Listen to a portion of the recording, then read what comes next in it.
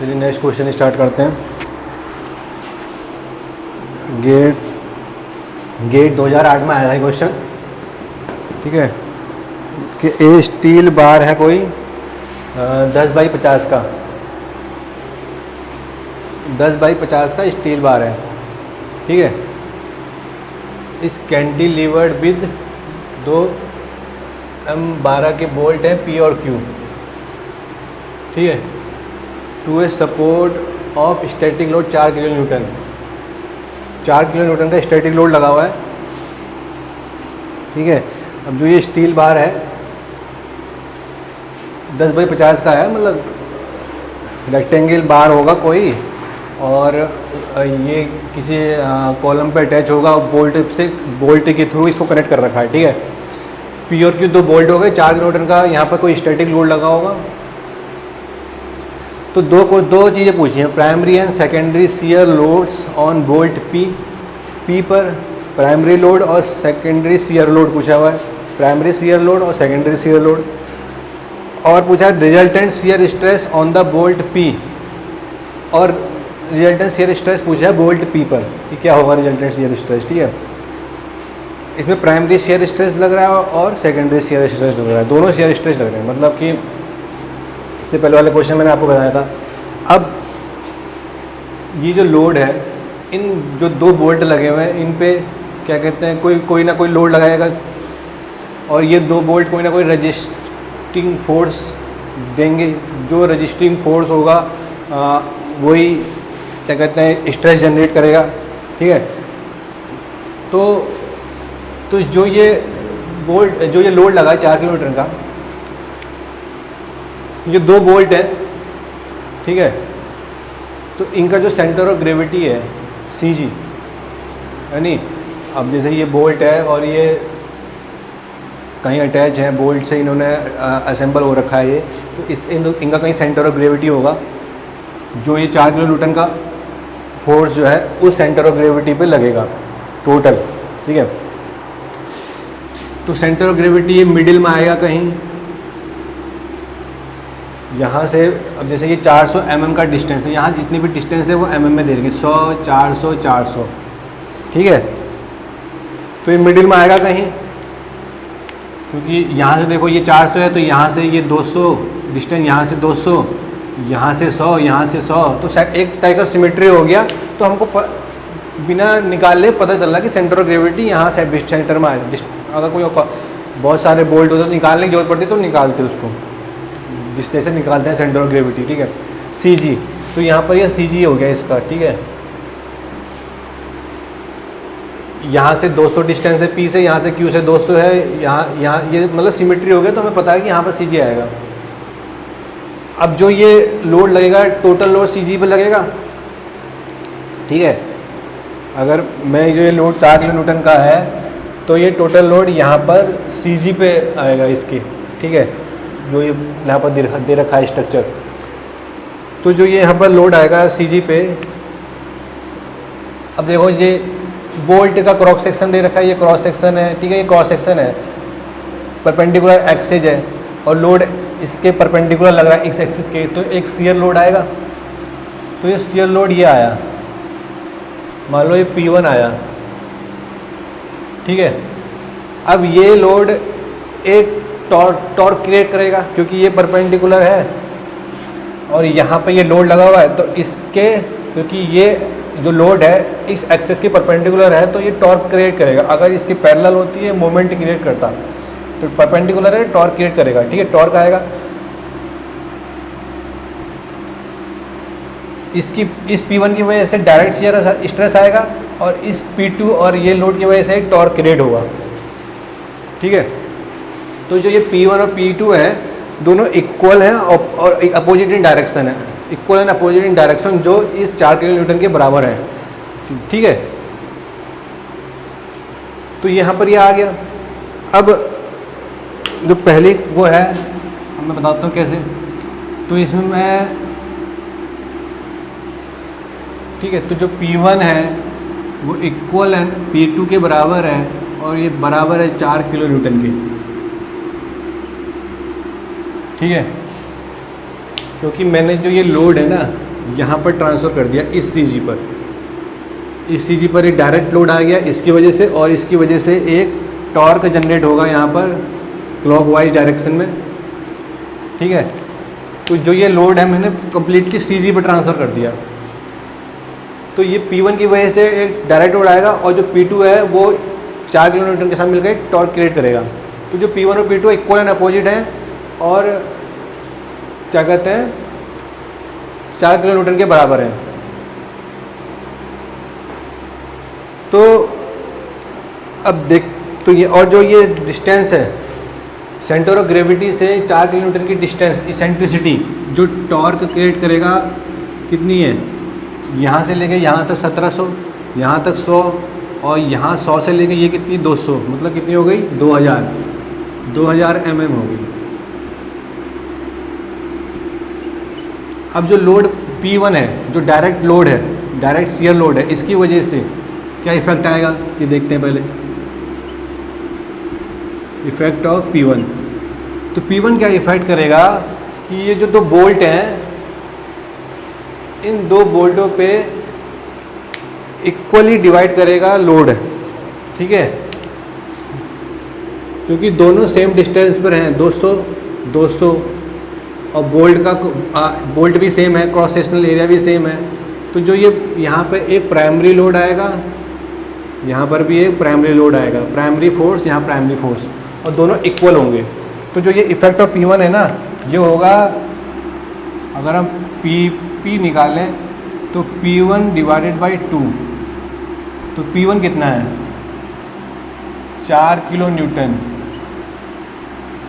मतलब आ गया 2 kilo Newton. तो PP 2 किलो न्यूटन होगा, दोनों पे बराबर ही इक्वली डिवाइड करेगा, क्योंकि सिमेट्री है, यहाँ से भी 200, यहाँ से भी 200, सिमेट्री है, दोनों पे 2 डिवाइड करेगा, और बोल्ट भी सेम है। ठीक है, अब इफेक्ट ऑफ P2 एंड ये 4 किलो न्यूटन, जो टॉर्क का इफेक्ट आया है उसका क्या इफेक्ट होगा।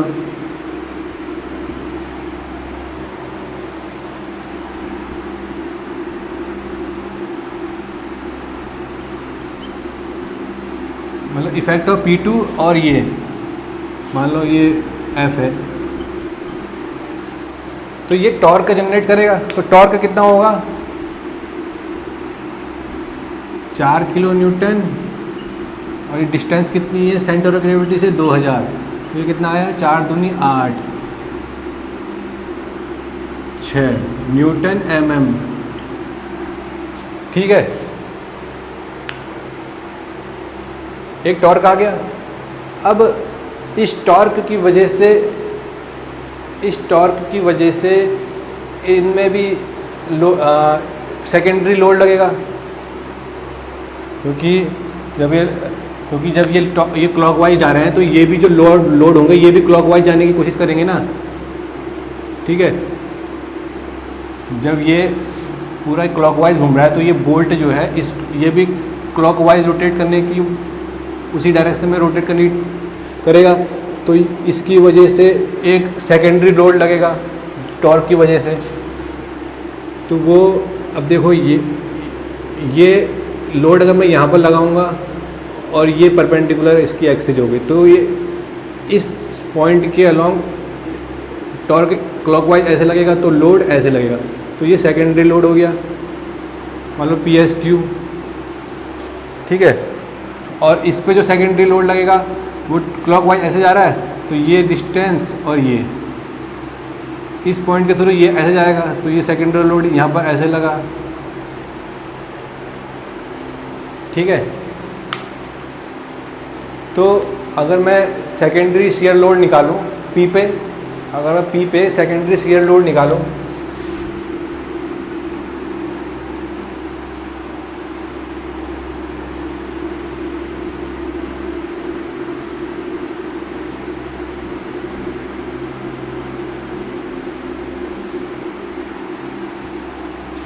ठीक है, तो इक्विलिब्रियम इक्वेशन निकालते हैं।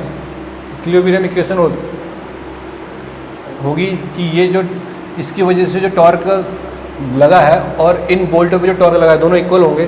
ठीक है, क्योंकि इक्विलिब्रियम क्या है, अब ये तो देखो यहाँ पर इसने टॉर्क लगाया, 4 किलो न्यूटन का फोर्स लगाया, अब ये कहीं जा तो है नहीं रहा, है तो यहीं पर ही, पर क्या हुआ, इसको रजिस्ट करने के लिए 2 बोल्ट लगाए गए हैं।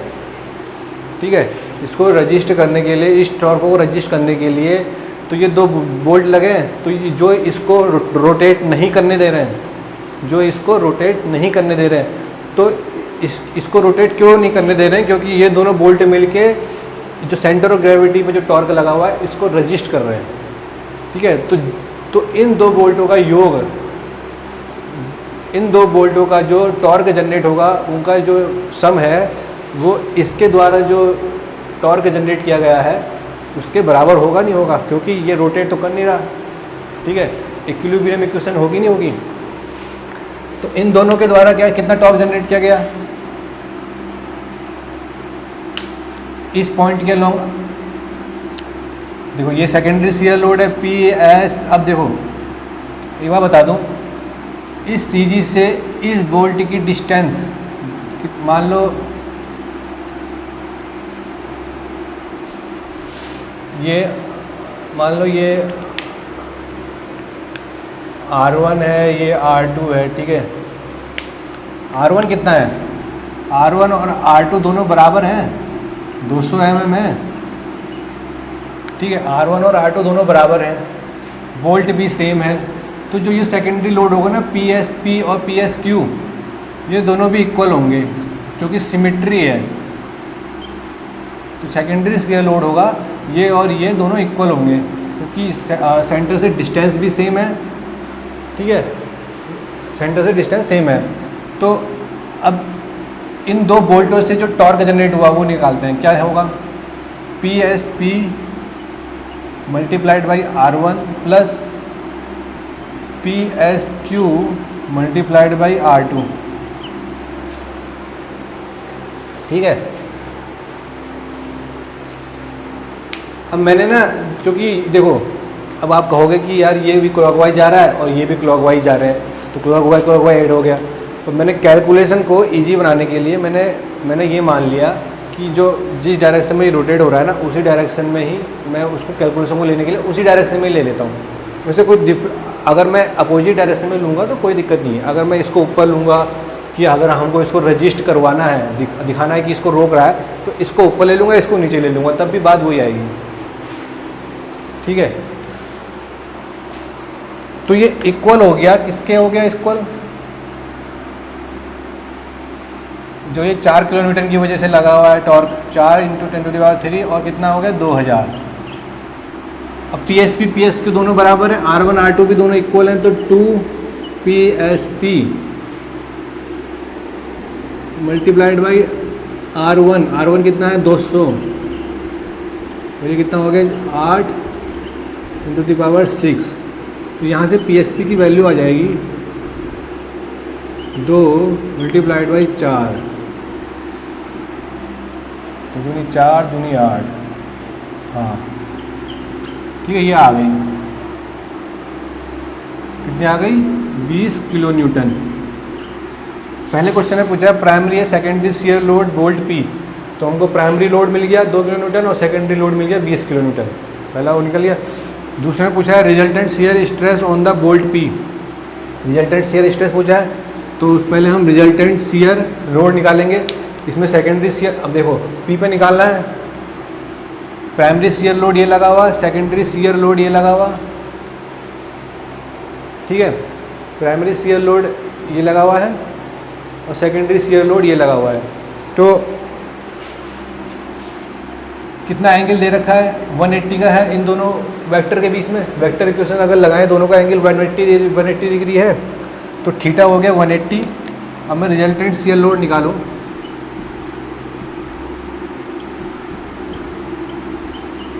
रिजल्टेंट शियर लोड थीटा जो है 180 डिग्री है, जो ये है ना ये 180 है इन दोनों के बीच में, क्योंकि ये नीचे ऊपर थीटा। तो आर मैक्सिमम कितना हो गया जो निकालते हैं, prime P secondary plus 2 PP PSP cos 180। ठीक है, अगर इसको सॉल्व करेंगे कितना आएगा, P की वैल्यू यहाँ रख देंगे 2 का स्क्वायर 20 का square plus 2 multiplied by 20 multiplied by 2 multiplied by cos 180 कितना आएगा?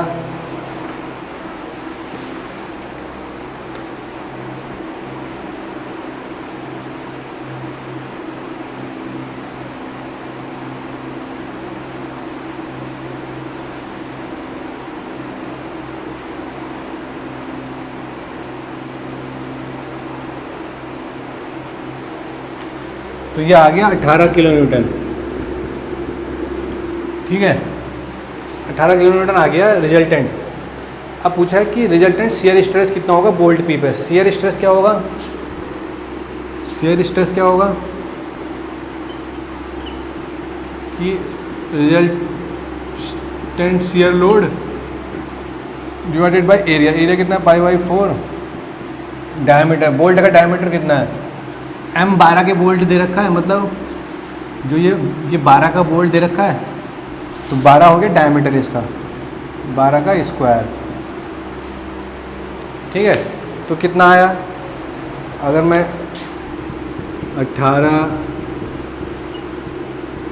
पाई बाई 4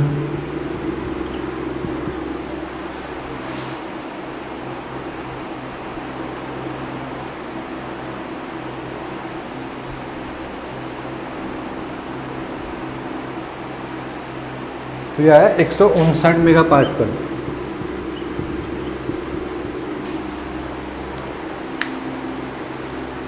ठीक है, ये निकल आया प्राइमरी लोड पीपी और secondary load 20 kilo Newton, 2 kilo Newton और 20 किलो न्यूटन।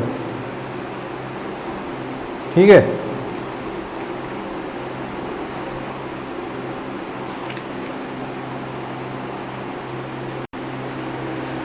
चलिए नेक्स्ट क्वेश्चन स्टार्ट करते हैं।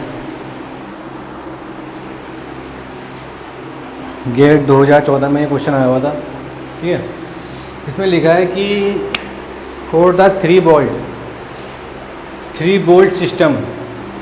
ठीक है, 3 बोल्ट सिस्टम दे रखा है हमको in the figure. Bolt materials has shear yield strength of 200 mega pascal.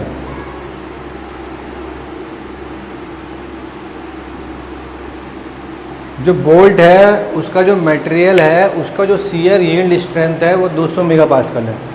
ठीक है, फैक्टर ऑफ सेफ्टी हमको 2 दे रखा है। ठीक है, bolt factor of safety, the minimum metric specification required for the bolt. Minimum metric specification मतलब डायमीटर पूछा है, हम डायमीटर निकालेंगे कि जो बोल्ट का जो नॉमिनल डायमीटर है वो कितना है, मिनिमम कितना चाहिए होगा जो ये इस सिस्टम है पूरा इसको झेल सके। ये जो लोड 19 किलो न्यूटन का लगा रखा है और 3 बोल्ट्स पे जो लगा रखा है इसको क्या कहते हैं रजिस्ट कर सके, इसको रजिस्ट कर सके 3 बोल्ट सिस्टम। ठीक है, तो तीनों बोल्टों का क्या स्पेसिफिकेशन है, मतलब इन तीनों का क्या कोर डायमीटर होगा। तीनों तो इक्वल हैं, कोर डायमीटर एक ही, हम एक का निकालेंगे, तीनों का सेम ही होगा। ठीक है, सेम ही बोल्ट है। तो यहाँ से अब क्या करते हैं,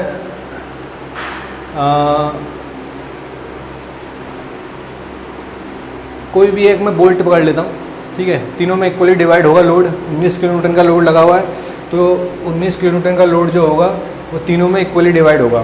तो इसमें कौन सा लोड, ये 19 किलो न्यूटन कौन सा लोड लग रहा है? शियर लोड लग रहा है।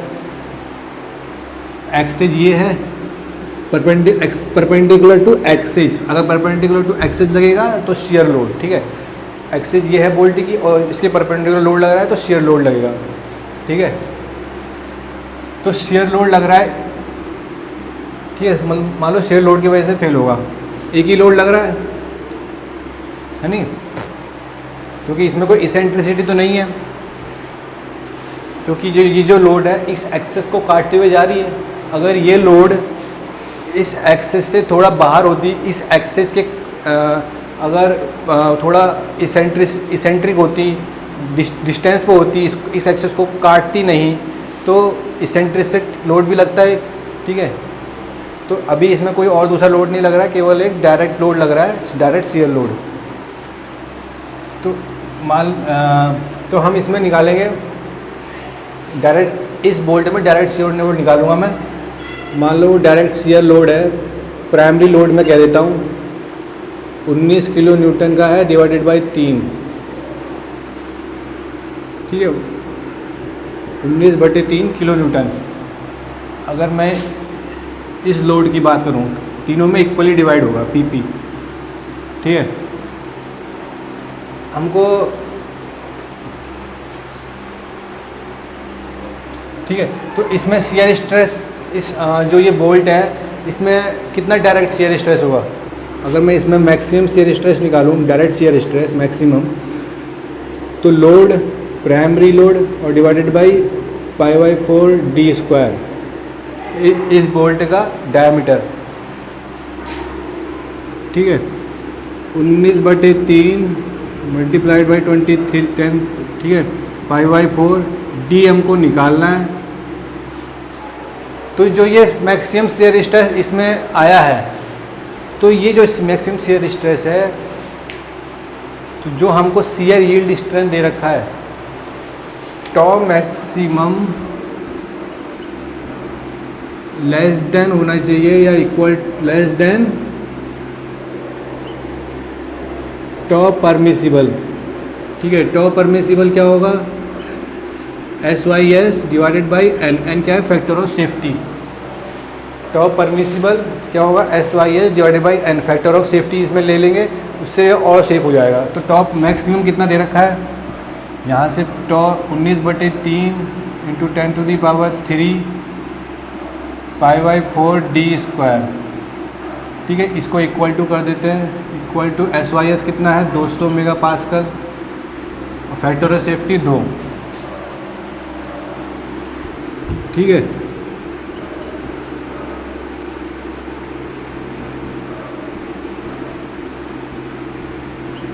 तो यहाँ से अगर मैं D निकालूँ, d² कितना आएगा,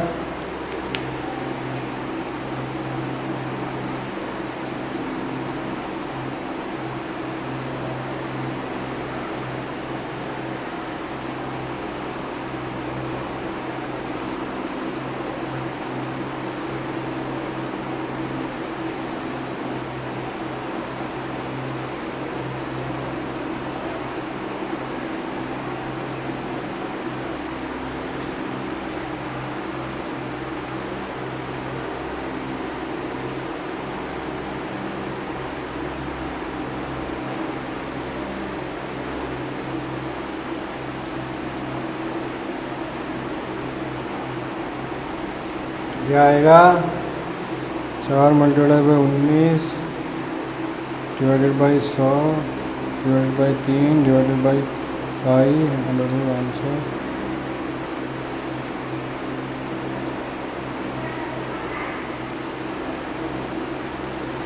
π/4 19/3। अच्छा, 10⁻³ भी है ना,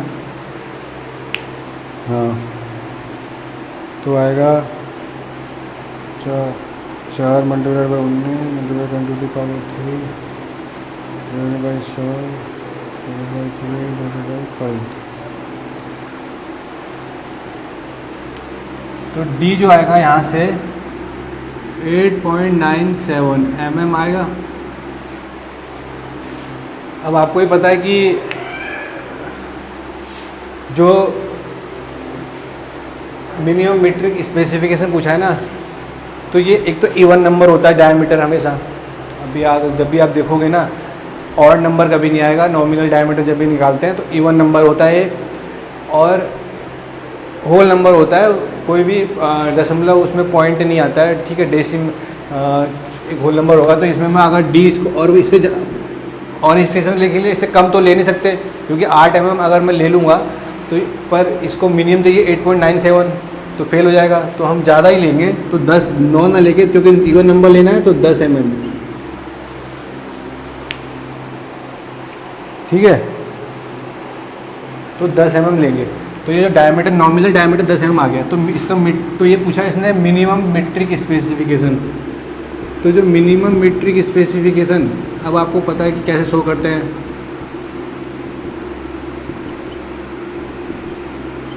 मीट्रिक के लिए m और 10, ठीक है, ऐसे शो करते हैं ना m10, तो इसका आंसर हो गया m10। इवन नंबर होता है और होल नंबर होता है, कोई भी पॉइंट में नहीं होता है, ठीक है। 8 पॉइंट आंसर 10 mm होता है, ऐसे नहीं, ठीक है।